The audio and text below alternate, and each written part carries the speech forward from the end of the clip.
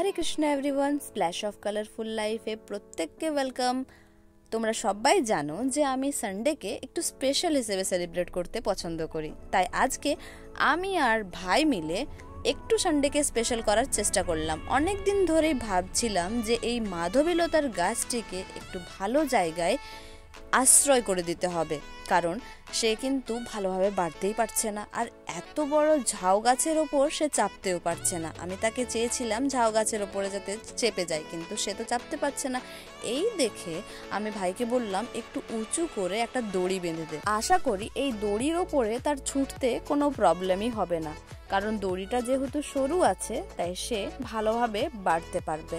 আর এই দেখো, এইভাবে আমি কিন্তু মাধবীলতার লুকটিকে চেঞ্জ করেছি, তাকে ভালোভাবে বেঁধে দিয়েছি। আমি জানি না যে এই বাঁধন কতদিন থাকবে, কারণ সে নানান সাইড থেকে নিজের ডালগুলোকে ছড়াচ্ছে। এবারে ডালগুলো ছড়িয়ে গেলে আবার তার শেপ চেঞ্জ হয়ে যাবে। ইয়েলো কালারের এই ফুলটিকে দেখতে পাচ্ছ, এটি হচ্ছে এই গাছের প্রথম ফুল। গাছটি দিদা আমার জন্য এনে দিয়েছিল, যদিও গাছটি অনেকদিন আগে এনে দিয়েছিল, কিন্তু ফুল এখন হচ্ছে। আর এই দেখো, এগুলো হচ্ছে আমার ছোট্ট ছোট্ট ঢ্যাঁড়সের গাছ, যার বীজগুলো আমি রোপণ করেছিলাম। আর এই দেখো, এটা হচ্ছে আমার সেই বেলি ফুলের গাছ, যার জন্য আমার খুব মন খারাপ ছিল। কারণটা তোমরা নিশ্চয়ই জানো, কারণ আমি এর ডালগুলোকে কেটে ফেলেছিলাম, আর অনেক দিন ধরে এর কিন্তু কোনো ডগাই বেরোচ্ছিল না, তার জন্য। আর এইগুলো হচ্ছে আমার কিউট কিউট বেগুন আর লঙ্কার চারা। কিন্তু এ কি, আমার বেগুন গাছে এ কোন নতুন অতিথির আগমন ঘটেছে, বুঝতে পারছো না তাই তো? এগুলো হচ্ছে উচ্ছের ছোট ছোট চারা, কারণ আমি তো এখানে ফার্টিলাইজার হিসেবে কিচেন ওয়েস্ট ইউজ করেছি, আর যাতে ওই ছোট্ট ছোট্ট বীজগুলো রয়েই গেছিল করলার, তার ফলে তার চারা বেরিয়েছে। আমি মিমিকে বললাম যে এগুলো দিয়ে কি করা যাবে। মিমি বলল এগুলো দিয়ে আজ নতুন একটি স্পেশাল রেসিপি বানিয়ে দেব তোমার জন্য।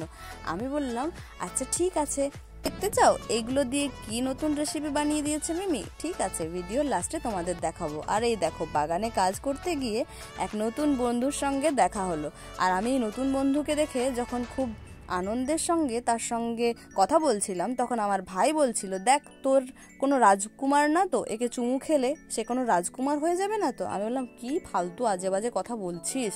আর এই দেখো, এটা হচ্ছে, কিছু বুঝতে পারছো তোমরা? পারছো না তো? হায় রে, এটা হচ্ছে আমার সেই পিকক জিঞ্জারের গাছ। এখানে কোনো গাছই নেই, এখন রয়ে গেছে শুধু আর শুধু মূল। আর আমার লঙ্কা গাছের পাতায় পুরো ভরে গেছে, আজকে এগুলো পরিষ্কার করার পালা। গাছগুলোকে যতবার দেখি ততবারই মনে হয় যে জানি না গাছগুলোতে কিছু হবে কি না, আর মোটিভেশন ডাউনও হয়ে যায় যখন দাদু বলে যে এই গাছগুলোতে কোনো ফলই হবে না। আমি কিন্তু আশাটা ছাড়বো না। বেগুন এবং লঙ্কা গাছের মাটিগুলোকে এভাবে আলগা করে নেওয়ার পর আজকে আমি বেগুন গাছে আর লঙ্কা গাছে ভরে ভরে মাটি দিয়েছি। আর মাটিগুলো হচ্ছে কিচেন ওয়েস্ট দিয়ে বানানো মাটি, যেগুলোকে আমি এই দেখো ক্যারেটে মাটিগুলো তৈরি করে রেখেছিলাম। সেই মাটিগুলোকে আজকে পুরো ভালোভাবে এই বেগুন গাছ আর লঙ্কা গাছে দিয়ে দিয়েছি, কারণ মাটি থাকলে তবেই আই থিঙ্ক গাছগুলোতে একটু হেলদি হবে আর গাছে ফলও আসবে, আমার মনে হয়। আমি জানি না তোমাদের কি মনে হয়, আমি কমেন্টে জানিও। আমি কি এই ছোট ছোট ক্যারির মধ্যে গাছগুলো লাগিয়ে ঠিক করেছি নাকি ভুল, সেটাও আমার জানা নেই। তোমাদের যদি জানা থাকে তাহলে আমায় কমেন্টে অবশ্যই জানিও। ক্যারেটগুলোকে খালি করে আমি আবার ক্যারেটগুলোতে সবজির খোসা দিয়ে মাটি ভর্তি করে রেখে দিয়েছি পরের জন্য। আর এই দেখো, আজকের লাস্ট এবং স্পেশাল ভিডিও হচ্ছে এটা।